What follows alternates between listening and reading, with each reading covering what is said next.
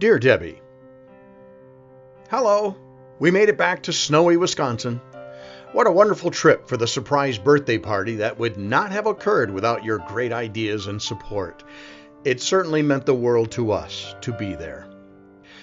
I've been thinking about our conversation about your dad, his new girlfriend, your feelings now of disconnectedness, your kids, the disconnect with them.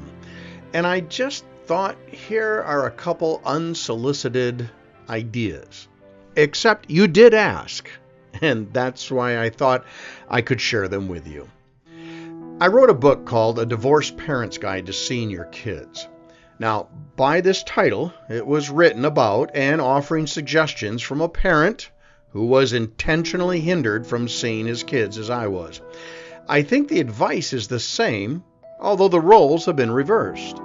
This could be a child's guide to seeing your parents. My thoughts from the book are simply this.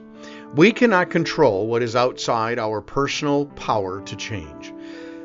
Fighting this obstacle of disconnectedness only brings anger and resentment, which can revert to a dangerous outward action, maybe despair, and even rejection where we just give up.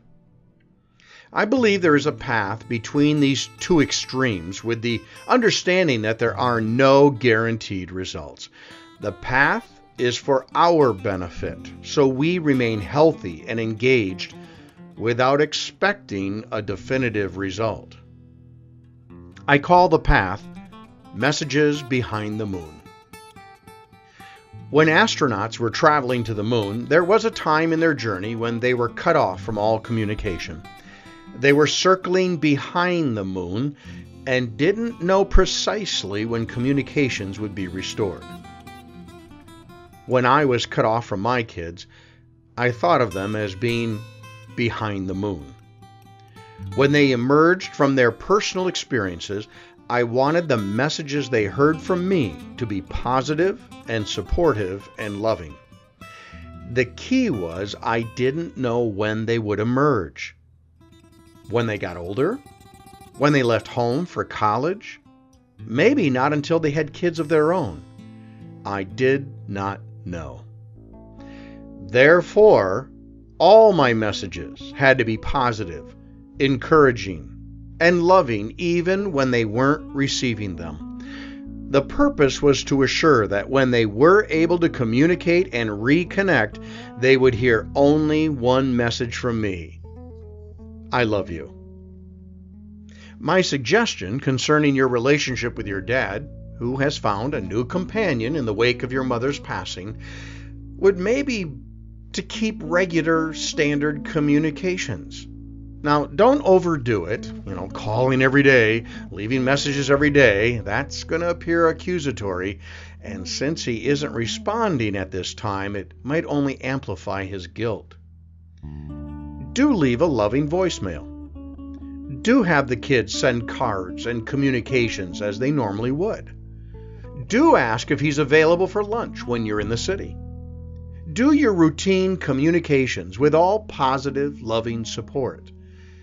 There may come a time when the messages will be received, when he emerges into a better place to receive them.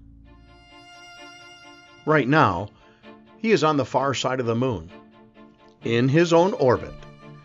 I know the separation feels hurtful, and your concerns about disconnecting with his grandkids are not unfounded. But don't send these messages expecting anything in return. The messages are fulfilling your participation without placing any expectation on his reciprocation. There are two primary benefits for doing this. Number one, it's reducing your discouragement and frustration because you no longer expect anything in return, even while you are producing love. And number two, your kids will learn a valuable lesson about giving love without an expectation of love in return. The object is to give without a thought of equal return. It is a valuable lesson, no matter our age. In another book I wrote called Uncommon Sense for Unreasonable Times, I write about a Christmas when I drove 5 hours north to have a holiday with my kids.